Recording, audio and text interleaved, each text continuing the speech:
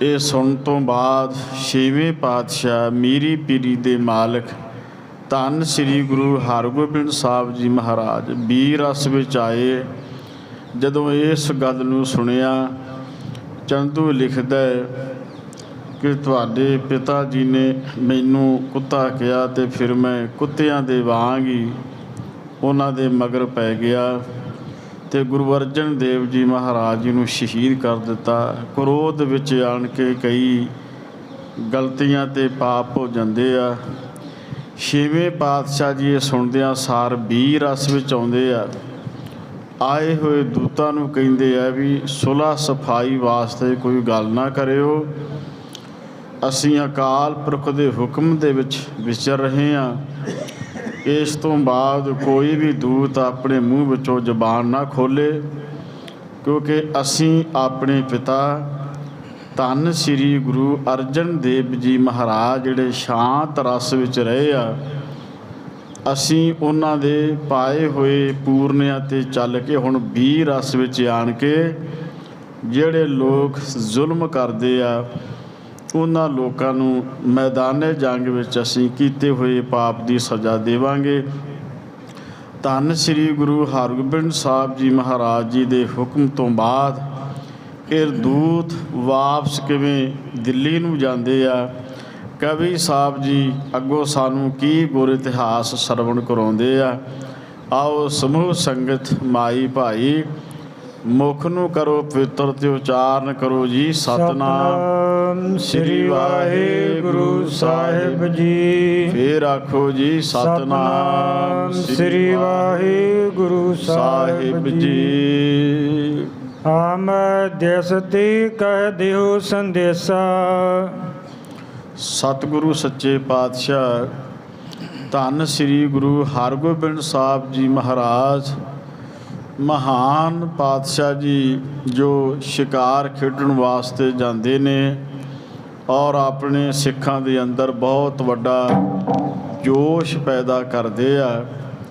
ਜਦੋਂ ਮਹਾਰਾਜ ਜੀ ਨੇ ਸਾਰਾ ਕੁਝ ਦੂਤਾਂ ਦੇ ਪਾਸੋਂ ਸੁਣਿਆ, ਆਖਿਆ ਵੀ ਆਪਣੀ ਚਿੱਠੀ ਵੀ ਵਾਪਸ ਲੈ ਜਾਓ, ਸਾਡੀ ਉਸ ਚੰਦੂ ਦੇ ਨਾਲ ਕੋਈ ਵੀ ਕਿਸੇ ਕਿਸਮ ਦੀ ਸਾਂਝ ਨਹੀਂ ਹੈ, ਤੁਸੀਂ ਵਾਪਸ ਆਪਣੇ ਇਲਾਕੇ ਵਿੱਚ ਜਾ ਸਕਦੇ ਹੋ ਅਤੇ ਸਾਡੇ ਵੱਲੋਂ ਜਿਹੜਾ ਸੰਦੇਸ਼ ਹੈ ਉਹ ਸੰਦੇਸ਼ ਤੁਸੀਂ ਜਾ ਕੇ ਕਹਿ ਦੇਣਾ ਹੈ। ਪਹੁੰਚਿਆ ਤਬ ਟਿਕ ਅਦਕ ਕਲੇਛਾ। ਅਤੇ ਪਹੁੰਚਦਿਆਂ ਸਾਰੀ ਜਦੋਂ ਤੁਸੀਂ ਵਾਪਸ ਉਸ ਚੰਦੂ ਦੇ ਪਾਸ ਜਾ ਕੇ ਪਹੁੰਚ ਕਰੋਗੇ ਅਤੇ ਮਹਾਰਾਜ ਸੱਚੇ ਪਾਤਸ਼ਾਹ ਜੀ ਕਹਿਣ ਲੱਗੇ ਜਿਹੜਾ ਕਲੇਸ਼ ਤੁਸੀਂ ਛੇੜਿਆ ਹੈ ਆਪਦਾ ਪਰੇ ਆਣ ਅਭਿਆਸੀ। ਹੁਣ ਇਹ ਜਿਹੜੀ ਆਪਦਾ ਹੈ, ਇਹ ਜਿਹੜੀ ਬਿਪਤਾ ਹੈ, ਇਹ ਇਸ ਚੰਦੂ ਪਾਪੀ ਉੱਤੇ ਹੀ ਡਿੱਗੇਗੀ। ਇਸ ਢੰਗ ਦੇ ਨਾਲ ਇਹਨੂੰ ਬਿਪਤਾ ਦਾ ਸਾਹਮਣਾ ਕਰਨਾ ਪਵੇਗਾ। ਜਤਨ ਅਣਕਦੇ ਮਿਟ ਨ ਕੈਸੀ। ਬੇਸ਼ੱਕ ਜਿੰਨੇ ਮਰਜ਼ੀ ਯਤਨ ਕਰ ਲਵੇ, ਪਰ ਕਿਸੇ ਵੀ ਢੰਗ ਦੇ ਨਾਲ ਜਿਹੜੀ ਬਿਪਤਾ ਇਹਦੇ ਗਲ ਪੈਣੀ ਆ, ਜਿਹਦੇ ਕਾਰਨ ਕਲੇਸ਼ਾਂ ਦੇ ਵਿੱਚੋਂ ਲੰਘੇਗਾ, ਉਹ ਮਿਟੇਗੀ ਨਹੀਂ। ਜਾਨ ਦੂਤ ਤੁਮਕੋ ਅਬ ਤਜੇ। ਸਤਿਗੁਰੂ ਸੱਚੇ ਪਾਤਸ਼ਾਹ ਮਹਾਰਾਜ ਇੰਨੇ ਵੀਰ ਰਸ ਵਿੱਚ ਆਏ ਆ। ਆਖਿਆ ਦੂਤੋ ਤੁਸੀਂ ਦੂਤ ਬਣ ਕੇ ਆਏ ਜੇ, ਇਸ ਕਰਕੇ ਹੁਣ ਮੈਂ ਤੁਹਾਨੂੰ ਵਾਪਸ ਜਾਣ ਦੀ ਆਗਿਆ ਦਿੰਦਾ।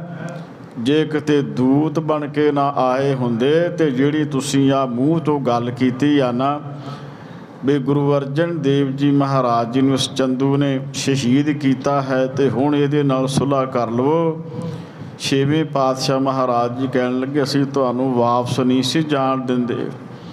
ਇੰਨਾ ਵੱਡਾ ਪਾਪ ਇਸ ਚੰਦੂ ਨੇ ਕੀਤਾ, ਅੱਜ ਅਸੀਂ ਉਹਦੇ ਨਾਲ ਸੁਲ੍ਹਾ ਸਫਾਈ ਕਰੀਏ, ਅੱਜ ਉਹਦੀ ਸਾਡੇ ਨਾਲ ਕਾਹਦੀ ਸਾਂਝ ਬਣਦੀ ਆ। ਇਹ ਤੁਸੀਂ ਦੂਤ ਆਏ ਜੇ ਬਣ ਕੇ, ਇਸ ਕਰਕੇ ਅਸੀਂ ਤੁਹਾਡਾ ਲਿਹਾਜ਼ ਕਰਦੇ ਹਾਂ। ਨਾਹੇ ਤਾਂ ਪਕੜ ਸਾਸ ਨਾ ਸੱਜੇ। ਜੇ ਤੁਸੀਂ ਦੂਤ ਨਾ ਬਣ ਕੇ ਆਏ ਹੁੰਦੇ, ਅਸੀਂ ਤੁਹਾਨੂੰ ਇੱਥੇ ਪਕੜ ਕੇ ਤੇ ਤੁਹਾਨੂੰ ਅਸੀਂ ਵੱਡੀ ਸਜ਼ਾ ਦੇਣੀ ਸੀ। ਜਿਸ ਤੈ ਮੂੜ ਮਤੀ ਸੋ ਜਾਣੈ। ਤੁਹਾਨੂੰ ਸਜ਼ਾ ਦਿੰਦੇ ਜਿਹੜੇ ਤੁਸੀਂ ਚੰਦੂ ਦੀ ਆਣ ਕੇ ਮੇਰੇ ਕੋਲ ਸਲਾਹਤਾਂ ਕਰਦੇ ਜੇ ਤੇ ਆਣ ਕੇ ਸਲਾਹਾਂ ਦਿੰਦੇ ਜੇ ਤੁਹਾਨੂੰ ਦੂਤ ਬਣ ਕੇ ਨਾ ਆਏ ਹੁੰਦੇ ਤੇ ਇਹੋ ਜਿਹੀ ਮੱਤ ਦੇਣੀ ਸੀ, ਤੁਹਾਡੇ ਉਸ ਚੰਦੂ ਨੂੰ ਫਿਰ ਪਤਾ ਲੱਗ ਜਾਂਦਾ।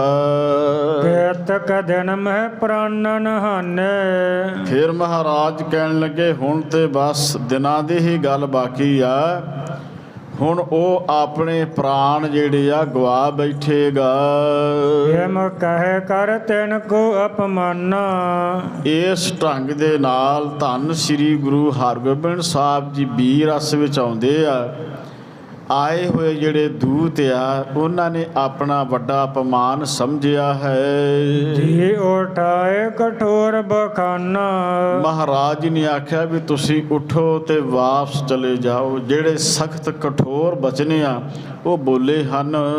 ਝੂਰਤ ਨਿਜ ਡੇਰੇ ਕਹ ਆਏ। ਬੜੇ ਮਨ ਵਿੱਚ ਨਿੰਮੋ ਝਾਨਮ ਹੋਏ, ਬਹੁਤ ਆਪਣੇ ਦਿਲ ਵਿੱਚ ਝੂਰੇ ਆ ਤੇ ਬੜਾ ਝੂਰਦਿਆਂ ਹੋਇਆਂ ਜਿੱਥੇ ਇਹਨਾਂ ਨੇ ਪੜਾਅ ਕੀਤਾ, ਡੇਰਾ ਲਾਇਆ, ਰਹਿائش ਜਿੱਥੇ ਕੀਤੀ ਆ ਉੱਥੇ ਵਾਪਸ ਪਹੁੰਚ ਗਏ ਹਨ। ਨਹਿ ਕੁਛ ਕਹਿਓ ਗਇਓ ਸੋ ਲਜਾਏ। ਛੇਵੇਂ ਪਾਤਸ਼ਾਹ ਮਹਾਰਾਜ ਜੀ ਦਾ ਜਦੋਂ ਸੱਜ ਧੱਜ ਰੂਪ ਰੰਗ ਵੀਰ ਰਸ ਵੇਖਿਆ, ਕਵੀ ਸਾਹਿਬ ਜੀ ਲਿਖਦੇ ਆ ਵੀ ਇਹ ਦੂਤ ਇੰਨੇ ਘਬਰਾ ਜਾਂਦੇ ਆ। ਹੁਣ ਇਹਨਾਂ ਦੇ ਕੋਲੋਂ ਧੰਨ ਗੁਰੂ ਹਰਗੋਬਿੰਦ ਸਾਹਿਬ ਜੀ ਮਹਾਰਾਜ ਜੀ ਨੂੰ ਕੁਛ ਵੀ ਬੋਲਿਆ ਨਹੀਂ ਗਿਆ ਹੈ। ਬਸ ਨਿਸਾ ਇੱਕ ਡਰ ਪਤ ਰਹੇ। ਇੱਕ ਰਾਤ ਸ਼੍ਰੀ ਅੰਮ੍ਰਿਤਸਰ ਸਾਹਿਬ ਵਿਖੇ ਰਹੇ ਆ, ਪਰ ਸਾਰੀ ਰਾਤ ਡਰਦੇ ਰਹੇ ਆ। ਜਿਹੜੇ ਛੇਵੇਂ ਪਾਤਸ਼ਾਹ ਮਹਾਰਾਜ ਜੀ ਦੇ ਕੋਲ ਸ਼ਸਤਰਾਂ ਦੇ ਦਰਸ਼ਨ ਕਰਕੇ ਆਏ ਆ, ਉਹ ਬਾਰ-ਬਾਰ ਆਏ ਹੋਏ ਦੂਤ ਡਰਦੇ ਰਾਤ ਇੱਕ ਹੀ ਕੱਟਦੇ ਹਨ।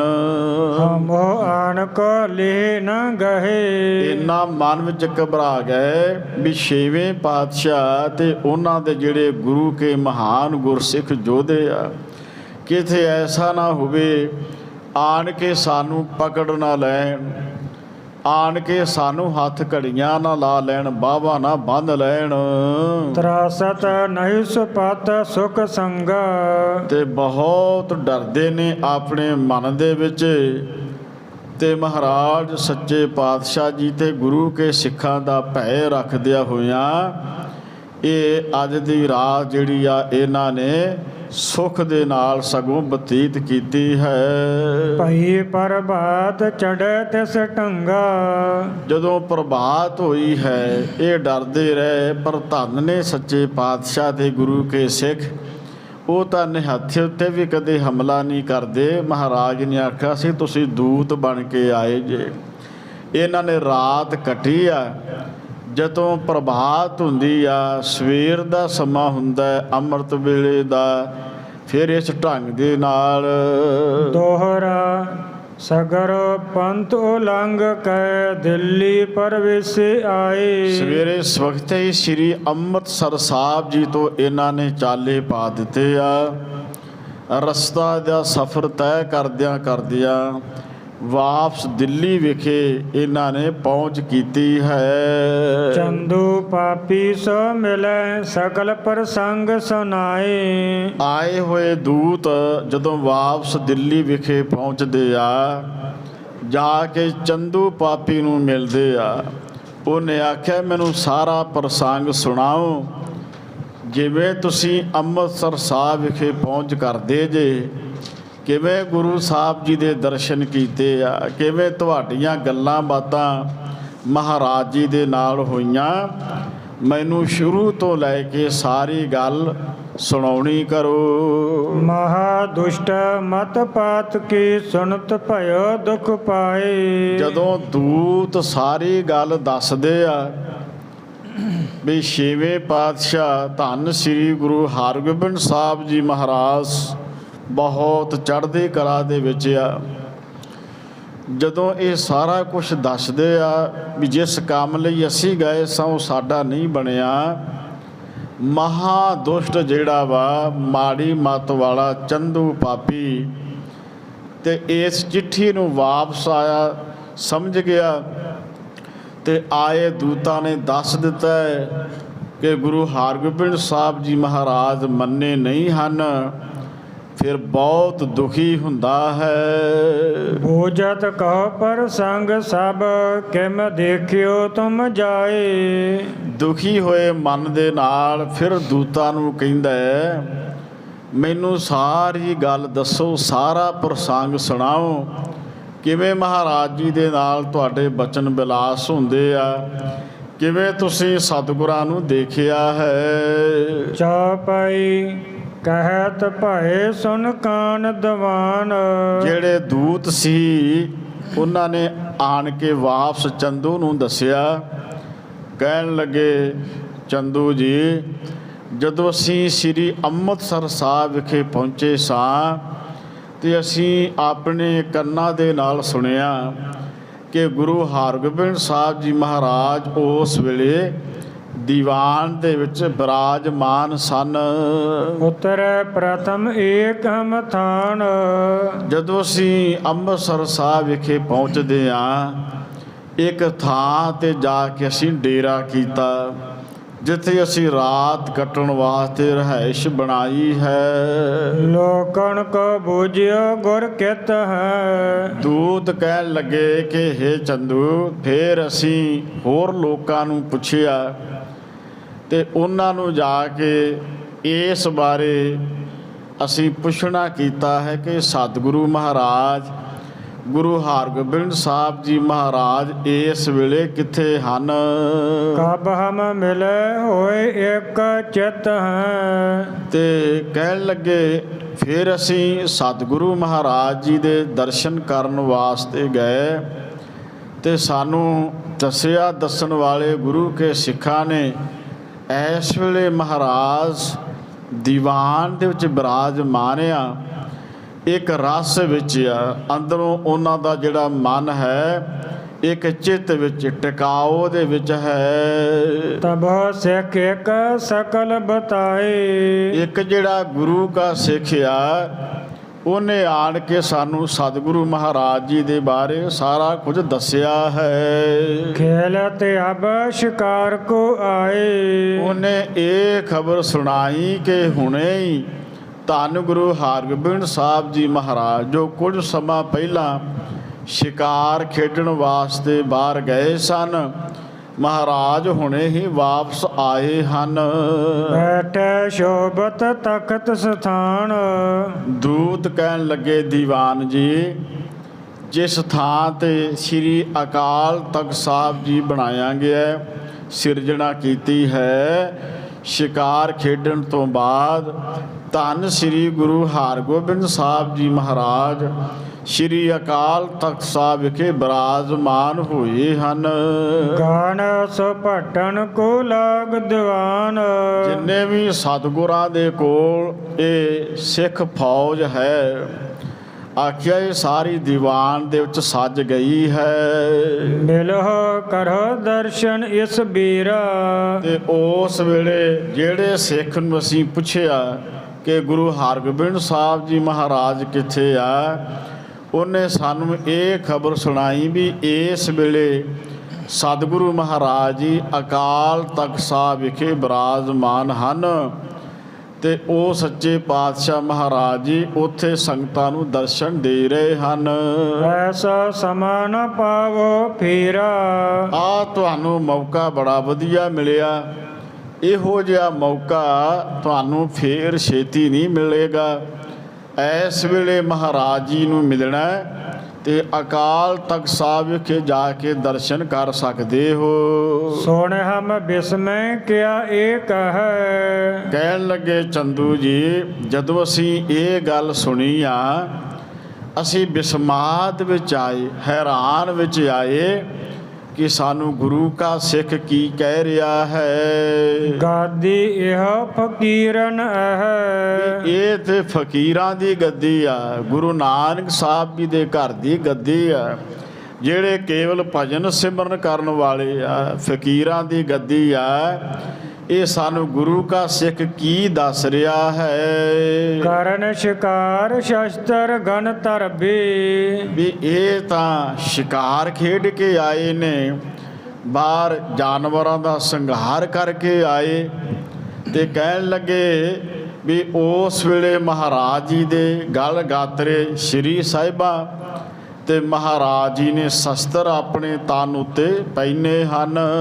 ਔਰ ਤਖਤ ਪਰ ਬੈਠਣ ਕਰਬੀ। ਮਹਾਰਾਜ ਜੀ ਨੇ ਵੱਡੇ ਵੱਡੇ ਸ਼ਸਤਰ ਹਥਿਆਰ ਉਹਨਾਂ ਨੇ ਆਪਣੇ ਤਨ ਉੱਤੇ ਸਜਾਏ ਆ, ਤੇ ਸਤਿਗੁਰੂ ਸੱਚੇ ਪਾਤਸ਼ਾਹ ਜੀ ਅਕਾਲ ਤਖਤ ਸਾਹਿਬ ਉੱਤੇ ਬਿਰਾਜਮਾਨ ਹਨ।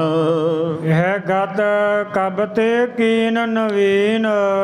ਕਹਿਣ ਲੱਗੇ ਵੇਖੋ ਦੀਵਾਨ ਜੀ, ਸਾਡੇ ਅੰਦਰ ਵੀ ਬੜੀ ਚਰਚਾ ਪੈਦਾ ਹੋਈ ਵੀ ਅਸੀਂ ਨਵੀਂ ਰੀਤੀ ਵੇਖੀ ਆ। ਇਹ ਤੇ ਸਿਰਫ ਬੰਦਗੀ ਕਰਨ ਵਾਲੇ, ਸਿਮਰਨ ਕਰਨ ਵਾਲੇ, ਪਰ ਮਹਾਰਾਜ ਸ਼ਿਕਾਰ ਖੇਡ ਕੇ ਆਏ ਆ। ਤਖਤ ਉੱਤੇ ਬਿਰਾਜਮਾਨ ਵੱਡੇ ਵੱਡੇ ਸ਼ਸਤਰ ਉਹਨਾਂ ਨੇ ਆਪਣੇ ਤਨ ਉੱਤੇ ਧਾਰਨ ਕੀਤੇ ਆ। ਨਵੀਂ ਰੀਤੀ, ਨਵੀਂ ਮਰਿਆਦਾ ਦੇਖੀ ਹੈ। ਬਾਦਸ਼ਾਹਨ ਕੀ ਰੀਤ ਪਰਬੀਨ। ਕਹਿਣ ਲੱਗੇ ਦੀਵਾਨ ਜੀ, ਇਹ ਤਾਂ ਬਾਦਸ਼ਾਹ ਦੀ ਮਰਿਆਦਾ ਹੈ। ਜਿਵੇਂ ਬਾਦਸ਼ਾਹ ਇਹ ਸਾਰਾ ਕੁਝ ਕਰਦੇ ਆ, ਜੋ ਕੁਝ ਵੀ ਅਸੀਂ ਵੇਖ ਕੇ ਆਏ ਆ, ਇਹ ਤੇ ਬਿਲਕੁਲ ਬਾਦਸ਼ਾਹ ਵਾਲੀ ਗੱਲ ਆ। ਇੱਕ ਬਹੁਤ ਵੱਡਾ ਜਿਹੜਾ ਪਾਤਸ਼ਾਹ ਜਿਵੇਂ ਕਰਦਾ ਹੈ, ਇਉਂ ਗੁਰੂ ਹਰਗੋਬਿੰਦ ਸਾਹਿਬ ਜੀ ਮਹਾਰਾਜ ਜੀ ਦੀ ਅਸੀਂ ਮਰਿਆਦਾ ਵੇਖ ਕੇ ਆਏ ਹਾਂ। ਚਮੂ ਰਾਕਣੀ ਬਲੀ ਤੁਰੰਗ। ਕਹਿਣ ਲੱਗੇ ਦੀਵਾਨ ਜੀ, ਇੱਥੇ ਹੀ ਬਸ ਨਹੀਂ, ਗੁਰੂ ਹਰਗੋਬਿੰਦ ਸਾਹਿਬ ਜੀ ਮਹਾਰਾਜ ਆਪਣੇ ਕੋਲ ਫੌਜ ਵੀ ਰੱਖਣ ਲੱਗ ਪਏ ਆ, ਤੇ ਉਹ ਫੌਜ ਬਹੁਤ ਤਾਕਤਵਰ। ਇਹਦੇ ਨਾਲ ਨਾਲ ਉਹਨਾਂ ਦੇ ਕੋਲ ਘੋੜੇ ਵੀ ਆ। ਘੋੜੇ ਜਿਹੜੇ ਬਲੀ ਆ, ਬੜੇ ਬਲ ਵਾਲੇ, ਜਿਹੜੇ ਚੰਗੀ ਚੰਗੀ ਨਸਲਾਂ ਦੇ ਘੋੜੇ ਆ। ਕਹਿਣ ਲੱਗੇ ਦੀਵਾਨ ਜੀ, ਅਸੀਂ ਉਹ ਵੀ ਵੇਖ ਕੇ ਆਏ ਹਾਂ। ਪਰ ਸਮਾਜ ਸ਼ਾਹਜਮ ਸੰਗ। ਕਹਿਣ ਲੱਗੇ ਵੀ ਜਿਵੇਂ ਹਮੇਸ਼ਾ ਹੀ ਬਾਦਸ਼ਾਹ ਦੇ ਨਾਲ ਦੁਨੀਆ ਦਾ ਸਮਾਜ ਵੀ ਚੱਲਦਾ ਹੈ, ਨਿਰਾ ਬਾਦਸ਼ਾਹ ਹੀ ਨਹੀਂ ਚੱਲਦਾ। ਜਿੱਥੇ ਵੀ ਉਹ ਜਾਂਦਾ ਹੈ, ਲੋਕ ਉਹਨਾਂ ਦੇ ਨਾਲ ਜੁੜਦੇ ਆ। ਬਸ ਇਸੇ ਤਰ੍ਹਾਂ ਧੰਨ ਸ੍ਰੀ ਗੁਰੂ ਹਰਗੋਬਿੰਦ ਸਾਹਿਬ ਜੀ ਮਹਾਰਾਜ ਜਦੋਂ ਚੱਲਦੇ ਆ, ਪਤਾ ਨਹੀਂ ਕਿੰਨਾ ਸਮਾਜ ਉਹਨਾਂ ਦੇ ਨਾਲ ਚੱਲਦਾ। ਜਿਹੜੀਆਂ ਗੁਰੂ ਦੀਆਂ ਸਿੱਖ ਸੰਗਤਾਂ ਨੇ, ਉਹਨਾਂ ਦੀ ਬਾਬਤ ਇਹ ਦੂਤ ਦੱਸ ਰਹੇ ਨੇ ਚੰਦੂ ਦੀਵਾਨ। ਕਹਿਣ ਲੱਗੇ ਜਿਵੇਂ ਬਾਦਸ਼ਾਹਾਂ ਦੇ ਲੋਕ ਅੱਗੇ ਪਿੱਛੇ ਫਿਰਦੇ ਆ, ਤਿਵੇਂ ਗੁਰੂ ਹਰਗੋਬਿੰਦ ਸਾਹਿਬ ਜੀ ਮਹਾਰਾਜ ਜੀ ਦੇ ਅੱਗੇ ਪਿੱਛੇ ਬਹੁਤ ਗਿਣਤੀ ਜਿਹੜੀ ਆ ਵੱਡੀ, ਉਹਦੇ ਮੁਤਾਬਕ ਸਿੱਖ ਸੰਗਤਾਂ ਜਿਹੜੀਆਂ ਨੇ ਉਹ ਸਤਿਗੁਰਾਂ ਦੇ ਆਸ-ਪਾਸ ਦਰਸ਼ਨ ਦੀਦਾਰ ਕਰਦੀਆਂ ਹਨ। ਸੁਣ ਸਿੱਖ ਕਹਿਆ ਜਬੀ ਸੁਧ ਆਈ। ਕਹਿਣ ਲੱਗੇ ਜਦੋਂ ਜਿਹੜਾ ਸਿੱਖ ਹੈ ਉਹਨੇ ਆਣ ਕੇ ਇਹ ਖਬਰ ਦੱਸੀ ਹੈ। ਚੰਦੂ ਕਰਿਓ ਪਾਪ ਅਧਕਾਈ। ਉਹਨੇ ਦੱਸਿਆ ਵੀ ਜਿਹੜਾ ਚੰਦੂ ਆ, ਉਹਨੇ ਬੜੇ ਪਾਪ ਕੀਤੇ ਆ, ਬੜੇ ਜ਼ੁਲਮ ਕੀਤੇ ਹਨ। ਸ਼੍ਰੀ ਗੁਰ ਅਰਜਨ ਤਨ ਤਿਆਗ ਸਧਾਰੇ। ਤੇ ਇਸੇ ਕਰਕੇ ਹੀ ਧੰਨ ਸ੍ਰੀ ਗੁਰੂ ਅਰਜਨ ਦੇਵ ਜੀ ਮਹਾਰਾਜ ਜੀ ਨੂੰ ਆਪਣਾ ਸਰੀਰ ਤਿਆਗਣਾ ਪਿਆ ਹੈ। ਸਾਰੀ ਸੰਗਤ ਆਖੋ ਸਤਨਾਮ ਸ੍ਰੀ ਵਾਹਿਗੁਰੂ। ਜਿਹੜੇ ਦੂਤ ਆ ਵਾਪਸ ਅੰਮ੍ਰਿਤਸਰ ਤੋਂ ਜਦੋਂ ਦਿੱਲੀ ਜਾਂਦੇ ਆ, ਜਾ ਕੇ ਚੰਦੂ ਨੂੰ ਖਬਰ ਸੁਣਾਉਂਦੇ ਹਨ। ਤਬ ਤੇ ਵੀਰ ਰਸ ਅਧਿਕ ਉਰ ਧਾਰੇ। ਕਹਿਣ ਲੱਗੇ ਇਹ ਸੁਣਦਿਆਂ ਸਾਰ ਜਦੋਂ ਗੁਰੂ ਕੇ ਸਿੱਖ ਨੇ ਸਾਡੇ ਜਾਣ ਬਾਰੇ ਦੱਸਿਆ, ਤੇ ਸਿੱਖ ਨੇ ਮਹਾਰਾਜ ਜੀ ਨੂੰ ਆਖਿਆ, ਗੁਰੂ ਹਰਗੋਬਿੰਦ ਸਾਹਿਬ ਜੀ ਨੂੰ, ਕਿ ਤੁਹਾਡੇ ਪਿਤਾ ਗੁਰੂ ਅਰਜਨ ਦੇਵ ਜੀ ਮਹਾਰਾਜ ਜੀ ਨੂੰ ਸ਼ਹੀਦ ਕਰਨ ਵਾਸਤੇ ਇਸ ਚੰਦੂ ਨੇ ਬੜੇ ਤਸੀਹੇ ਦਿੱਤੇ ਆ। ਗੁਰੂ ਅਰਜਨ ਸਾਹਿਬ ਜੀ ਮਹਾਰਾਜ ਜੀ ਨੂੰ ਇਹ ਸੁਣਦਿਆਂ ਸਾਰ ਛੇਵੇਂ ਪਾਤਸ਼ਾਹ ਬਹੁਤ ਹੀ ਵੀਰ ਰਸ ਵਿੱਚ ਆ ਗਏ ਸਨ ਦੋਏ ਖੜਗ ਨਿਜ ਗਰਮ ਹੈ ਪਾਏ। ਤੇ ਕਹਿਣ ਲੱਗੇ, ਵੇਖੋ ਦੀਵਾਨ ਜੀ, ਵੱਡੀਆਂ ਵੱਡੀਆਂ ਦੋ ਖੜਗ ਜਿਹੜੀਆਂ ਸ੍ਰੀ ਸਾਹਿਬਾਂ ਨੇ, ਉਹ ਵੀ ਗੁਰੂ ਹਰਗੋਬਿੰਦ ਸਾਹਿਬ ਜੀ ਮਹਾਰਾਜ ਜੀ ਨੇ ਆਪਣੇ ਤਨ ਉੱਤੇ ਇੱਕ ਨਹੀਂ ਦੋ ਸ੍ਰੀ ਸਾਹਿਬਾਂ ਮਹਾਰਾਜ ਜੀ ਨੇ ਆਪਣੇ ਸਰੀਰ ਉੱਤੇ ਸਜਾਈਆਂ ਹਨ। ਅੰਗ ਸੰਗ ਧਨ ਤਰਕਸ਼ ਲਾਏ। ਮਹਾਰਾਜ ਸੱਚੇ ਪਾਤਸ਼ਾਹ ਜੀ ਦੇ ਅੰਗ ਤੇ ਉਹਨਾਂ ਦੇ ਸੰਗ ਬਹੁਤ ਜ਼ਿਆਦਾ ਧਨ, ਜਿਹੜੀ ਸੰਗਤ ਛੇਵੇਂ ਪਾਤਸ਼ਾਹ ਜੀ ਨੂੰ ਨਮਸਕਾਰ ਕਰਦੀ ਆ, ਮੱਥਾ ਟੇਕਦੀ ਆ, ਤੇ ਜਿਹੜੇ ਉਹਨਾਂ ਦੇ ਸ਼ਸਤਰ ਆ, ਕਹਿਣ ਲੱਗੇ ਉਹਨਾਂ ਸ਼ਸਤਰਾਂ ਦੇ ਵਿੱਚ ਵੀ ਮਹਾਰਾਜ ਸੱਚੇ ਪਾਤਸ਼ਾਹ ਜੀ ਦੇ ਹਜ਼ੂਰ ਜਿਵੇਂ ਬੜੇ ਕੀਮਤੀ ਮੋਤੀ ਜੜੇ ਹੁੰਦੇ ਆ। ਨਾ ਤੇ ਕੋਈ ਧਨ ਦਾ ਘਾਟਾ ਹੈ ਤੇ ਨਾ ਹੀ ਉੱਥੇ ਕੋਈ ਵਧੀਆ ਸ਼ਸਤਰਾਂ ਦਾ ਘਾਟਾ ਹੈ। ਰਾਖ ਲਈ ਸੈਨਾ ਸਮੁਦਾਈ। ਉਹਨਾਂ ਨੇ ਤੇ ਬਹੁਤ ਵੱਡੀ ਸੈਨਾ ਤਿਆਰ ਕਰ ਲਈ ਆ, ਮਾਨੋ ਕਿ ਬਾਦਸ਼ਾਹਾਂ ਦੇ ਵਾਂਗ ਗੁਰੂ ਹਰਗੋਬਿੰਦ ਸਾਹਿਬ ਜੀ ਨੇ ਬਹੁਤ ਫੌਜ ਤਿਆਰ ਕਰ ਲਈ ਹੈ। ਹਤਨ ਚੰਦੂ ਹਿਤ ਸਪਤ ਅਲਾਈ। ਤੇ ਚੰਦੂ ਤੁਹਾਡਾ ਖਾਤਮਾ ਕਰਨ ਵਾਸਤੇ ਦੂਤਾਂ ਨੇ ਦੱਸਿਆ ਕਿ ਦੀਵਾਨ ਜੀ, ਤੁਹਾਨੂੰ ਖਤਮ ਕਰਨ ਵਾਸਤੇ ਅਸਲ ਵਿੱਚ ਛੇਵੇਂ ਪਾਤਸ਼ਾਹ ਮਹਾਰਾਜ ਜਿਨ੍ਹਾਂ ਨੇ ਮੀਰੀ ਅਤੇ ਪੀਰੀ ਦਾ ਸਿਧਾਂਤ ਕਾਇਮ ਕਰਨਾ ਹੈ ਕਿ ਗੁਰੂ ਕਾ ਸਿੱਖ ਡਰਾਕਲ ਨਾ ਬਣੇ, ਐਵੇਂ ਜ਼ੁਲਮ ਨਾ ਆਪਣੇ ਉੱਤੇ ਸਹੀ ਜਾਏ। ਪੈ ਕਾਹੂ ਕੋ ਦੇਤ ਨੈ ਪੈ ਮਾਨ ਧਿਆਨ, ਜੋ ਨਾਵੇਂ ਪਾਤਸ਼ਾਹ ਜੀ ਦਾ ਵੀ ਹੁਕਮ ਆ, ਜੇ ਜੀਵੇ ਪਤ ਲੱਥੀ ਜਾਏ, ਸਭ ਹਰਾਮ ਜੇਤਾ ਕਿਛ ਖਾਏ। ਸਤਿਗੁਰੂ ਮਹਾਰਾਜ ਜੀ ਆਪਣੇ ਸਿੱਖਾਂ ਦੇ ਅੰਦਰ ਇਹ ਪਰਮੇਸ਼ਰ ਵਾਲੀ ਰੱਬੀ ਬਖਸ਼ਿਸ਼ ਪ੍ਰਾਪਤ ਕਰਨ ਵਾਸਤੇ ਗੁਰੂ ਕੇ ਸਿੱਖ ਨੂੰ ਤਾਕਤਵਰ ਬਣਾਉਂਦੇ ਆ। ਤੋ ਉਸ ਵੇਲੇ ਇਹਨਾਂ ਜਿਹੜੇ ਆਏ ਹੋਏ ਦੀਵਾਨ ਸੀ, ਵਾਪਸ ਇਹਨਾਂ ਦੱਸਿਆ ਕਿ ਹੁਣ ਤੇਰੀ ਵਾਰੀ ਹੈ। ਜੋ ਅਸੀਂ ਗੁਰੂ ਕੇ ਸਿੱਖਾਂ ਦੇ ਮਨਾਂ ਵਿੱਚ ਉਤਸ਼ਾਹ ਦੇਖਿਆ ਕਿ ਬੜੇ ਉਤਸ਼ਾਹ ਦੇ ਨਾਲ ਗੁਰੂ ਕੇ ਸਿੱਖ ਵੱਡੇ ਵੱਡੇ ਸ਼ਸਤਰ ਹਥਿਆਰ ਲੈ ਕੇ ਵਿਚਰਦੇ ਆ, ਤੇ ਔਰ ਉਹਨਾਂ ਦੇ ਚਿਹਰਿਆਂ ਤੋਂ ਪਤਾ ਲੱਗਦਾ ਹੈ ਕਿ ਚੰਦੂ ਨੂੰ ਸੋਧਾ ਲਾਉਣ ਵਾਸਤੇ ਸਮੇਂ ਦੀ ਉਡੀਕ ਵਿੱਚ ਹਨ।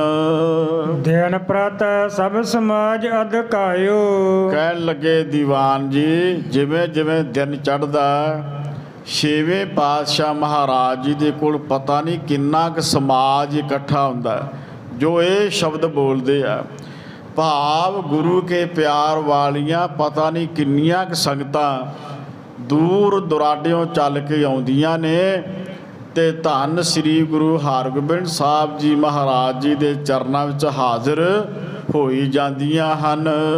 ਬੈਠਣ ਹਿਤ ਤਖਤ ਬਣਵਾਇਓ। ਦੂਤਾਂ ਨੇ ਦੱਸਿਆ, ਕਹਿਣ ਲੱਗੇ ਦੀਵਾਨ ਜੀ, ਜਿੱਥੇ ਗੁਰੂ ਹਰਗੋਬਿੰਦ ਸਾਹਿਬ ਜੀ ਬਿਰਾਜਮਾਨ ਹੁੰਦੇ ਆ, ਉਸ ਥਾਂ ਤੇ ਉਹਨਾਂ ਨੇ ਤਖਤ ਬਣਵਾਇਆ ਹੈ। ਬਹੁਤ ਵੱਡਾ ਉਹਨਾਂ ਨੇ ਇੱਕ ਤਖਤ ਵੀ ਬਣਵਾਇਆ ਹੈ। ਤਬ ਹਮ ਸੁਣ ਕੇ ਗਏ ਅਗਾਰੇ। ਜਦੋਂ ਸਾਨੂੰ ਸਿੱਖ ਨੇ ਖਬਰ ਸੁਣਾਈ ਵੀ ਇਸ ਵੇਲੇ ਮਹਾਰਾਜ ਤਖਤ ਉੱਤੇ ਬਿਰਾਜਮਾਨ ਆ, ਹੁਣ ਤੁਹਾਨੂੰ ਮਿਲਣਾ ਚਾਹੀਦਾ, ਫਿਰ ਅਸੀਂ ਮਹਾਰਾਜ ਜੀ ਦੇ ਉਹਨਾਂ ਦੇ ਪਾਸ ਗਏ ਸਾਂ। ਦੇਖੇ ਬਹੁ ਬੈਠੇ ਭਟ ਭਾਰੇ। ਕਹਿਣ ਲੱਗੇ ਦੀਵਾਨ ਜੀ, ਅਸੀਂ ਕੀ ਦੇਖਿਆ?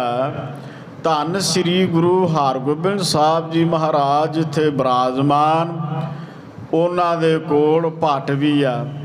ਭਾਵ ਜਿਹੜੇ ਢਾਡੀ ਸਿੰਘ ਢਾਡੀ ਵਾਰਾਂ ਗਾਉਂਦੇ ਆ ਬੜੇ ਜੋਸ਼ ਦੇ ਨਾਲ, ਕਵੀ ਸਾਹਿਬ ਜੀ ਨੇ ਉਹਨਾਂ ਦੇ ਵਾਸਤੇ ਇਹ ਭੱਟ ਸ਼ਬਦ ਵਰਤਿਆ।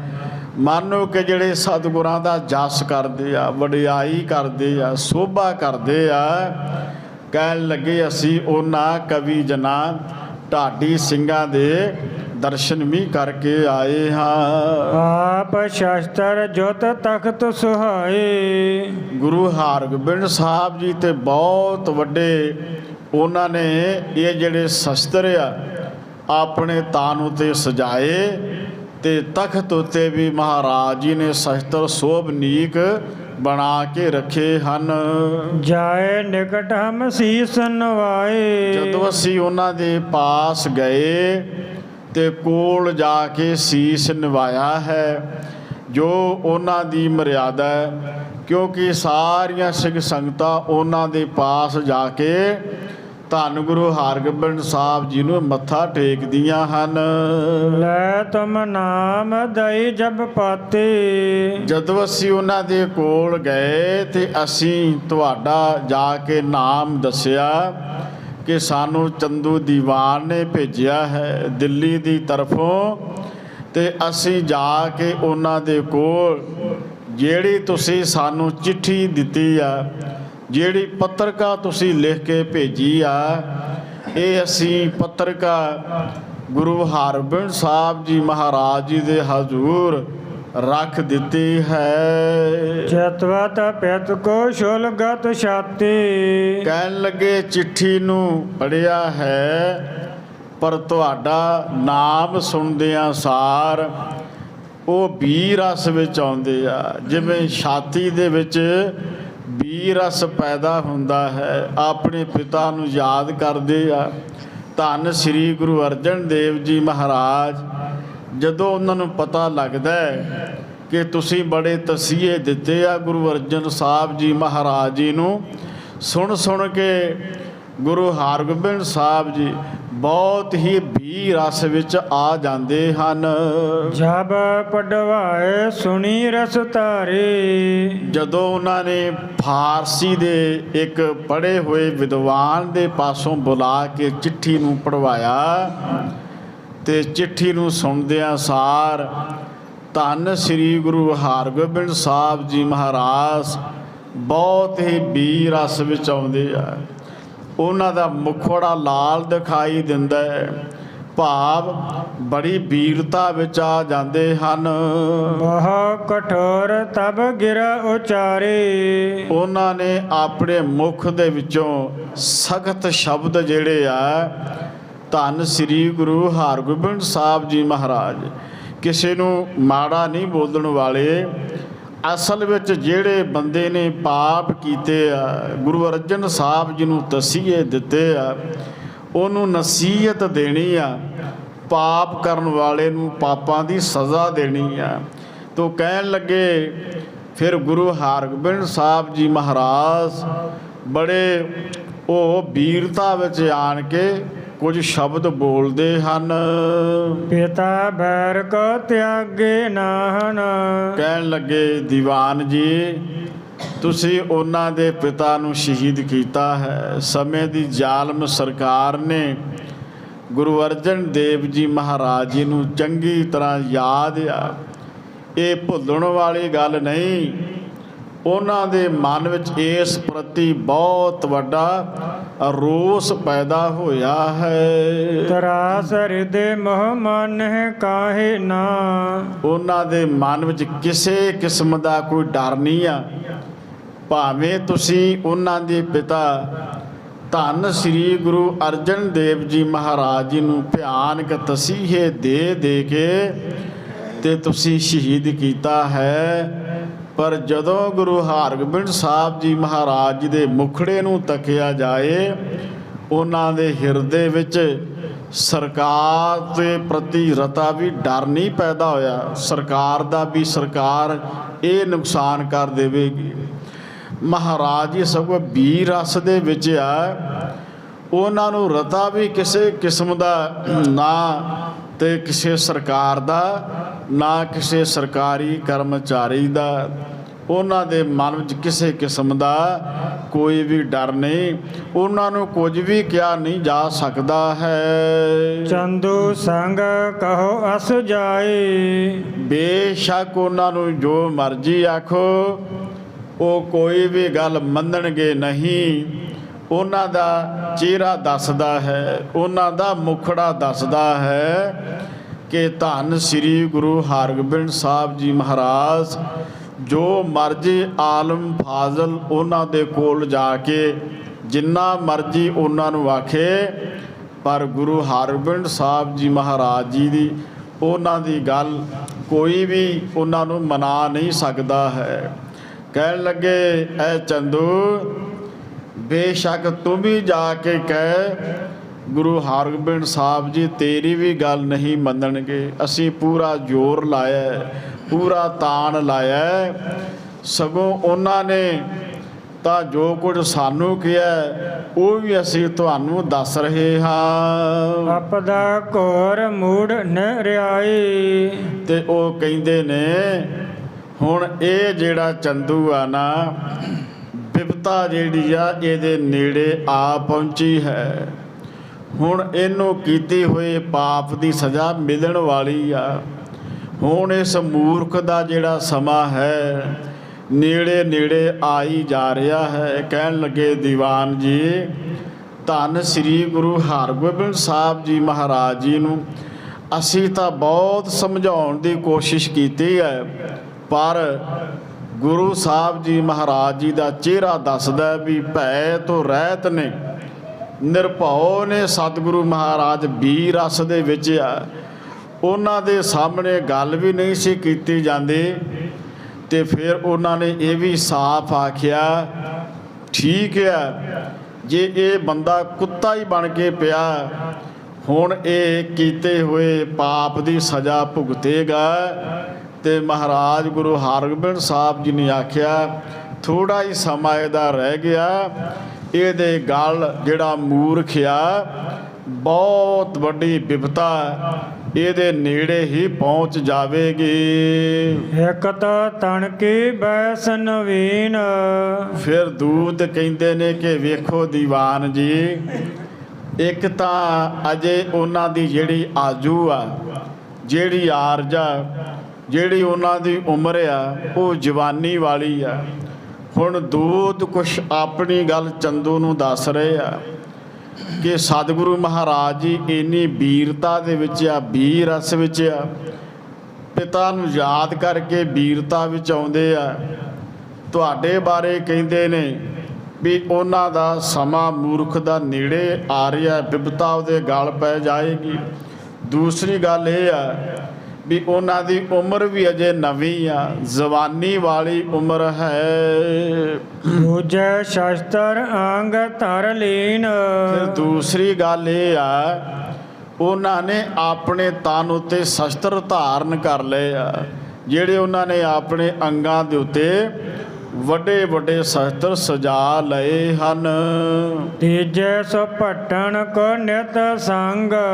ਕਹਿਣ ਲੱਗੇ, ਤੀਸਰੀ ਗੱਲ ਇਹ ਆ, ਗੁਰੂ ਹਰਗੋਬਿੰਦ ਸਾਹਿਬ ਜੀ ਮਹਾਰਾਜ ਜੀ ਨੇ ਆਪਣੇ ਕੋਲ ਸਿਪਾਹੀ ਭਰਤੀ ਕਰ ਲਏ ਆ। ਜਿਹੜੇ ਸਿੱਖ ਯੋਧੇ ਆ, ਰੋਜ਼ਾਨਾ ਹੀ ਉਹਨਾਂ ਨੂੰ ਭਰਤੀ ਕਰੀ ਜਾ ਰਹੇ ਆ।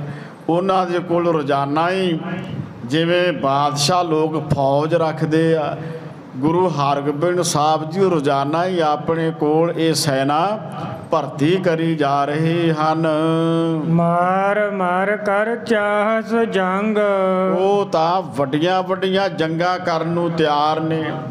ਜਦੋਂ ਅਸੀਂ ਵੇਖਿਆ ਸਤਿਗੁਰਾਂ ਦੇ ਕੋਲ ਵੱਡੇ ਵੱਡੇ ਬਹਾਦਰ ਯੋਧੇ ਆ, ਵੱਡੇ ਵੱਡੇ ਹਥਿਆਰ ਦੇਖੇ, ਕਹਿਣ ਲੱਗੇ ਅਸੀਂ ਹੈਰਾਨ ਰਹਿ ਗਏ ਆ ਵੀ ਇਹ ਗੁਰੂ ਨਾਨਕ ਸਾਹਿਬ ਜੀ ਦਾ ਘਰ ਆ।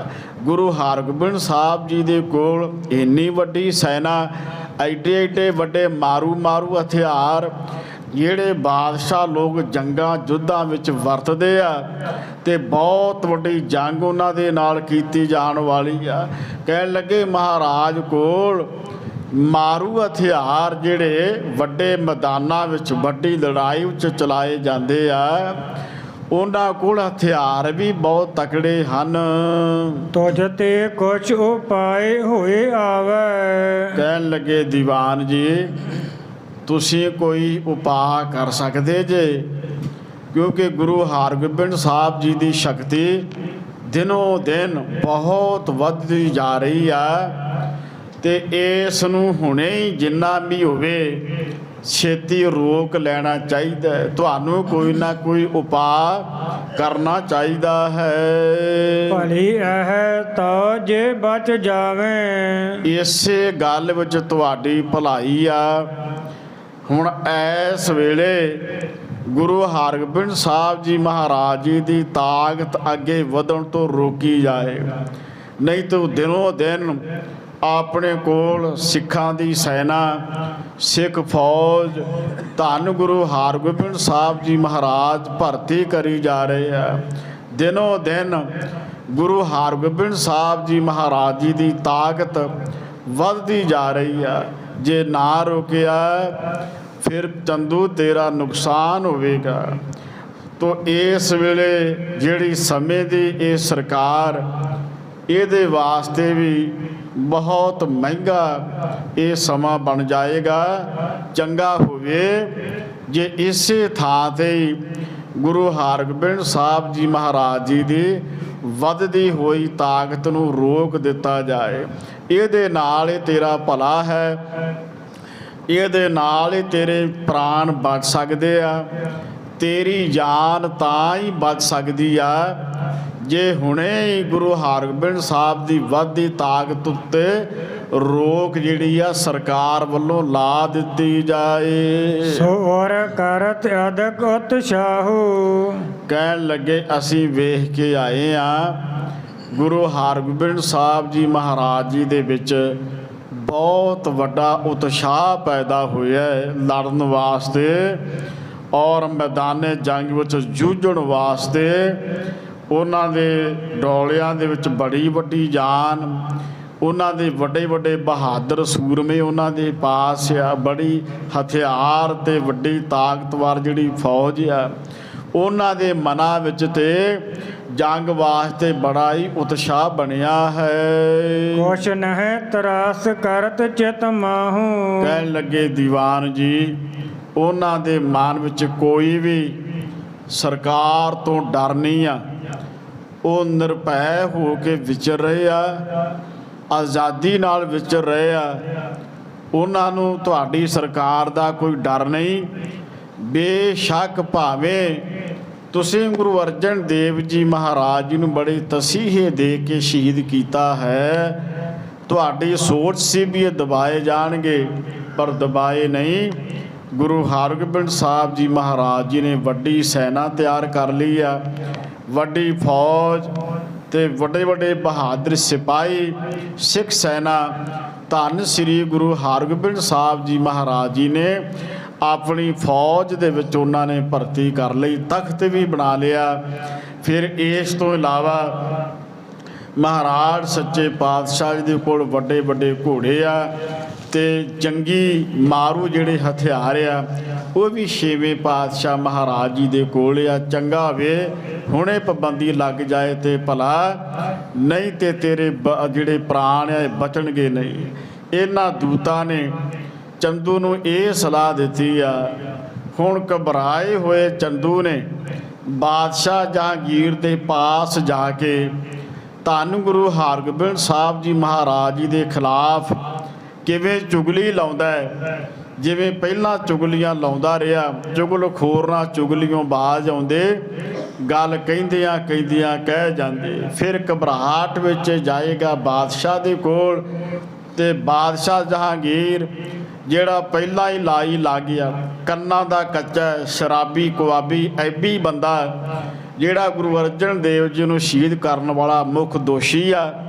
ਤੇ ਗੁਰੂ ਅਰਜਨ ਦੇਵ ਜੀ ਮਹਾਰਾਜ ਜੀ ਦੇ ਖਿਲਾਫ ਜਿਵੇਂ ਪਹਿਲਾਂ ਸਾਜ਼ਿਸ਼ਾਂ ਘੜੀਆਂ, ਤਿਵੇਂ ਗੁਰੂ ਹਰਗੋਬਿੰਦ ਸਾਹਿਬ ਜੀ ਮਹਾਰਾਜ ਨੂੰ ਗ੍ਰਿਫਤਾਰ ਕਰਨ ਵਾਸਤੇ ਕਿਵੇਂ ਚੰਦੂ ਚੁਗਲੀ ਲਾ ਕੇ ਵਿਉਂਤਾ ਬਣਾਉਂਦਾ ਹੈ। ਇਹ ਜਿਹੜਾ ਬਾਕੀ ਗੁਰੂ ਕਾ ਇਤਿਹਾਸ ਆ, ਕੱਲ੍ਹ ਸ਼ਾਮ ਦੇ ਦੀਵਾਨ ਵਿੱਚ ਜਿਵੇਂ ਕਵੀ ਸਾਹਿਬ ਜੀ ਲਿਖਤ ਆ ਉਹਦੇ ਮੁਤਾਬਕ ਆਪਾਂ ਅਗਲਾ ਗੁਰ ਇਤਿਹਾਸ ਵਿਚਾਰਾਂਗੇ।